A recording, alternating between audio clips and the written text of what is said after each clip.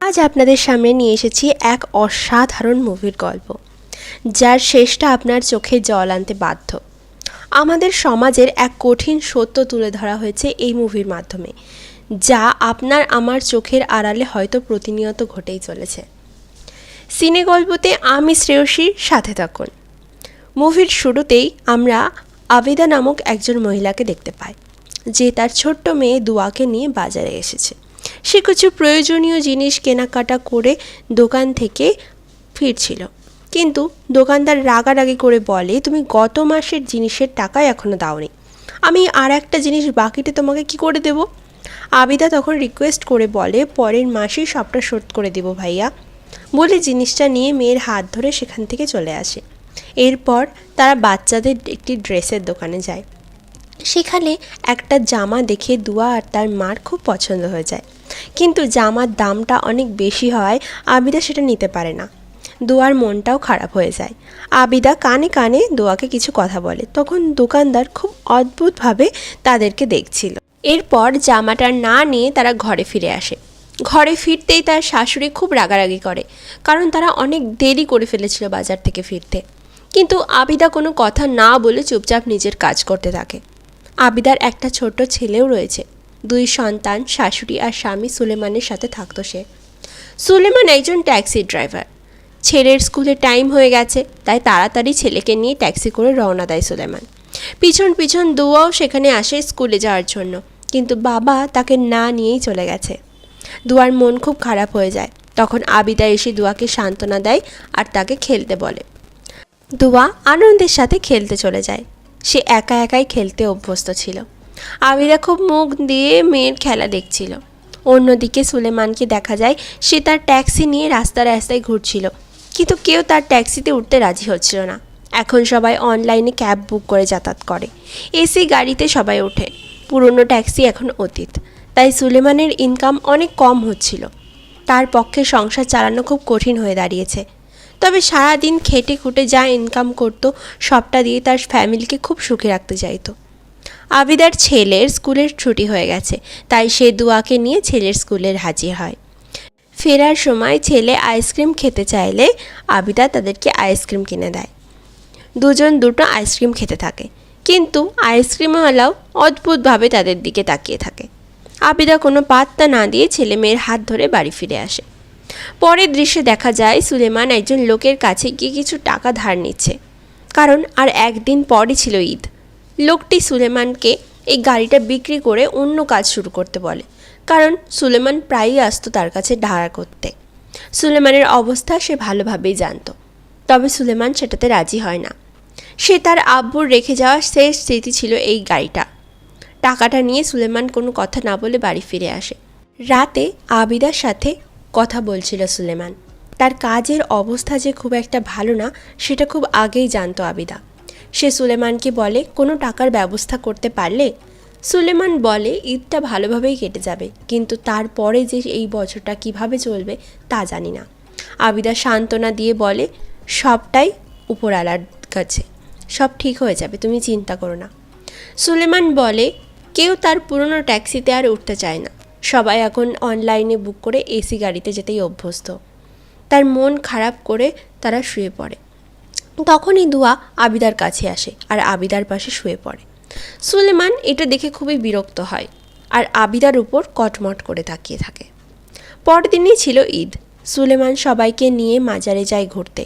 তারপর সবাইকে বাড়ি পৌঁছে দিয়ে নিজে বাজারে আসে সবার জন্য ঈদের উপহার কিনতে। সন্ধ্যায় বাড়ি ফিরে সে সবাইকে ঈদের উপহার দেয়, কিন্তু দুয়ার দিকে একবারের জন্য হলেও ফিরে তাকায় না তার বাবা। ঈদের দিনে কোনো উপহারই নেই তার জন্য। ভাইয়ের জন্য, দাদির জন্য এত উপহার। দুয়া ঘরের এক কোণে গিয়ে কান্না করতে থাকে। তখন আবিদা তার জন্য গিফট নিয়ে আসে। আবিদা দুয়ার জন্য সেই জামাটা নিয়ে এসেছে, যেটা তারা বাজারে পছন্দ করে এসেছিল। এটা দেখে দুয়া খুব খুশি হয়ে যায়। এই সবই দূর থেকে লক্ষ্য করছিল সুলেমান। তার এসব একদমই পছন্দ না। মনে হচ্ছিল সুলেমান হয়তো তার মেয়ের খুশিতে একদম খুশি না। সুলেমান মুখ ঘুরিয়ে সেখান থেকে চলে যায়।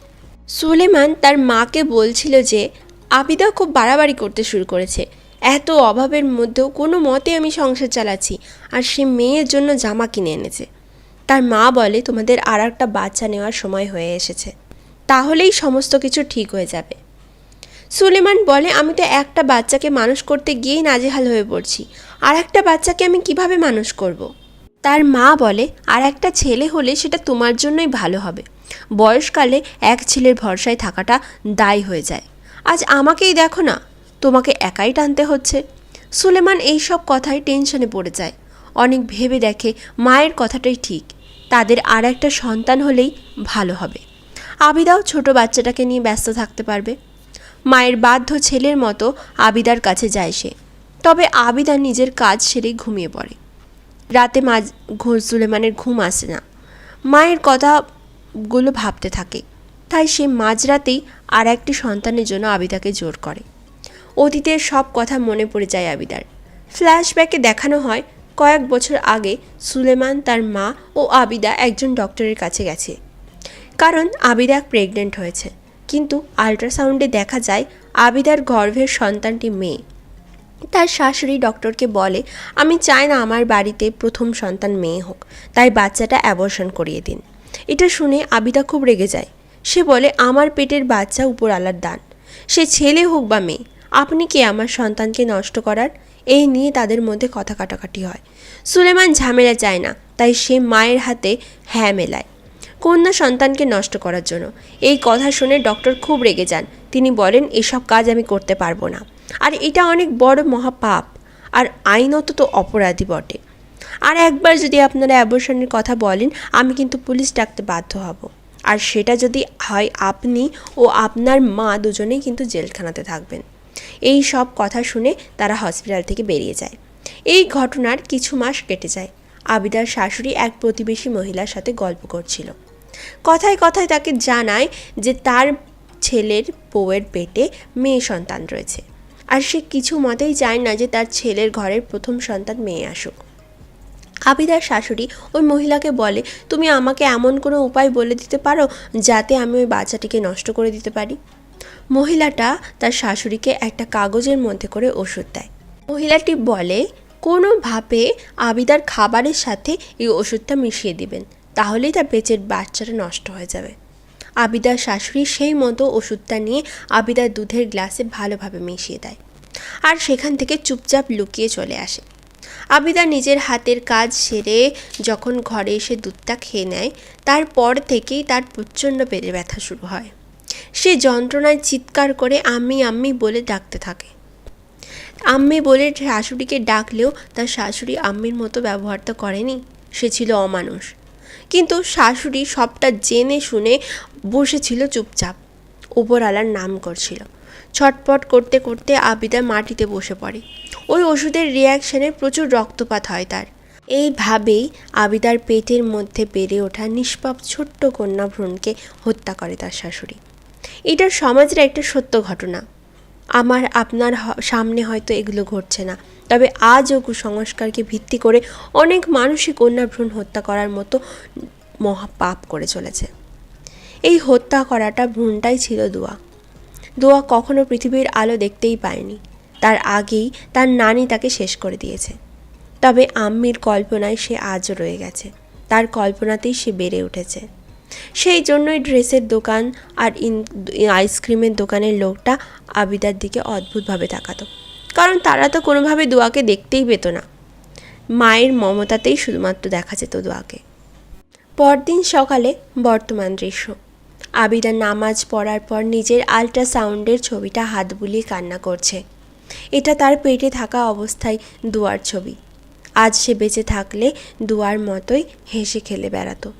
অন্যদিকে সুলেমান হাসি মুখে তার মায়ের কাছে এসে বলে আবিদা আবারও মা হতে যাচ্ছে, আবিদার পেটে একটি ছেলে সন্তান বড় হচ্ছে। সবাই খুব খুশি হয়ে যায়, সুলেমানও খুব খুশি। সুলেমান আবিদাকে ডাকতে থাকে গুড নিউজটা দেওয়ার জন্য। আবিদা বলে আসছি, আর এখানেই মুভিটা শেষ। আজ আপনারা দেখলেন একটা মা তার ছোট্ট সন্তানকে হারিয়ে কতটা কষ্ট পেয়েছে, যে আজ তাকে শুধুমাত্র নিজের কল্পনাতেই বড় করতে পেরেছে। অন্যদিকে তার শাশুড়ির মতো জঘন্য একটা অমানুষ, যে তার নিজের নাতনিকেই জন্মের আগেই হত্যা করেছে। দুয়ার কোনো অস্তিত্ব তো ছিলই না, সেটা খুব ভালো করেই জানতো আবিদা। কিন্তু অস্তিত্ব না থাকলেও মা তো তার নিজের শরীরের মধ্যে মেয়েকে বড় করেছে, তাই সে সবটা দিয়ে, তার মায়া মমতা দিয়ে মেয়েটিকে বড় করতে চলেছে। আজ আমার এই গল্পটা ভালো লাগলে অবশ্যই লাইক, শেয়ার আর কমেন্ট করে দেবেন, আর আমার চ্যানেলটাকে সাবস্ক্রাইব করে দেবেন। ভালো থাকবেন, সুস্থ থাকবেন। আসবো অন্য এক গল্প নিয়ে, সিনে গল্পতে।